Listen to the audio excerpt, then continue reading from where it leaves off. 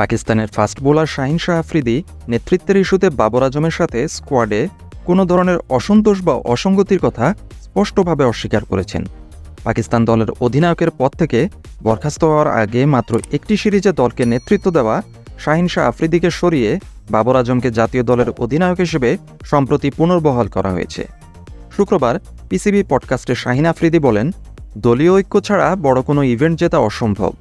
তবে তিনি বলেছেন যে প্রতিটি দলে ছোটখাটো মতবিরোধ ঘটেই, তবে এটিকে গুরুত্ব সহকারে নেওয়া উচিত নয়।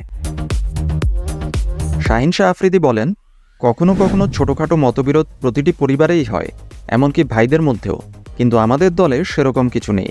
আমাদের খেলোয়াড়েরা একে অপরের কথা শোনে এবং আমরাও তাদের কথা শুনি। আমাদের কাজ হলো ক্রিকেট খেলা এবং আমাদের জাতির জন্য আনন্দ বয়ে আনা, বলেছেন আফ্রিদি। তিনি জোর দিয়েছেন যে প্রতিটি খেলোয়াড়কেই বুঝতে হবে যে তাদের পারফরম্যান্সকে ব্যাহত করতে পারে এমন কোনো অভ্যন্তরীণ দ্বন্দ্ব এড়িয়ে যাওয়া উচিত। একই সাথে নিজের খেলার প্রতি ফোকাস থাকা উচিত। শাহিন আফ্রিদি আরও বলেন, আমরা ঐক্য নিয়ে খেলার দিকে লক্ষ্য রাখি এবং এটি তর্ক বা বিরোধের সময় নয়।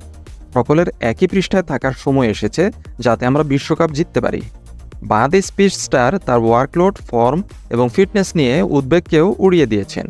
শাহিন আফ্রিদি বলেছেন যে তিনি আয়ারল্যান্ডে যেভাবে বোলিং করেছিলেন তাতে তিনি খুশি ছিলেন এবং উদ্বোধনী ম্যাচে হেরে যাওয়ার পরে কিভাবে দলটি সিরিজ জয়ের জন্য নিজেদের দৃঢ় প্রতিজ্ঞ করেছিল। শাহিন আফ্রিদি বলেন, আমি সেখানে দারুণ ছন্দ ও গতিতে বোলিং করেছি এবং আমি আমার স্পেল উপভোগ করেছি। দুর্ভাগ্যবশত আজকাল টি-20 ক্রিকেটে প্রতিটি বোলারেরই কোনো না কোনো ম্যাচে খারাপ দিন যাচ্ছে। বোলাররা এখন যে চ্যালেঞ্জগুলোর মুখোমুখি হচ্ছে তার ধরনটাই এমন, তিনি বলছিলেন। আসন্ন টি-20 বিশ্বকাপে শাহিন আফ্রিদির জন্য রইল অসংখ্য শুভকামনা।